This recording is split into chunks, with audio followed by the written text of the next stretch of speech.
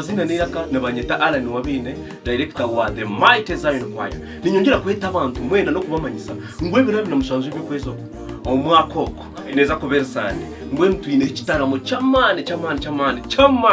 Camp Martin Kashagama ebero namushanje izoberyo otaferwa choirs nka The Mighty Zion Choir, Melodious Family Choir, aruhiba kweta Divine Choir, aruhiba kweta Mercy Choir, Happy Singers chiyongo yakwishongorire ninyenko neyange niwe ingenderamu nkebyo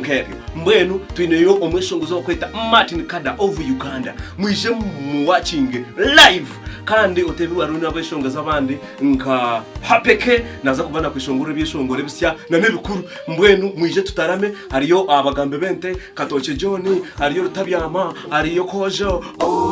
Zayoni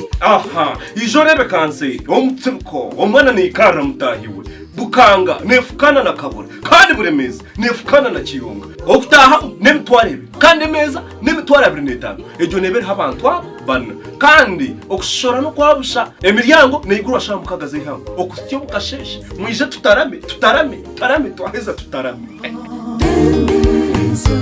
okwenda kumepikira hariye ibyo nashinura kubuka inyemeza ninga tickets tere nambezi ya hansaho mwije mwena kandi mwamutizire reka mbagambe mwamutizire mwije Camp Martin ngiye tutambira mbona Kashagama kagira yari barahanga bantumwe mbona mugishagwizire mbona shabana tutambira Zion Choir nababa Camp Martin ebrabra namushanje mbona mwije murebo mutsuko mwana ndakwikara mwana kase mbona ndanga rahangana yabare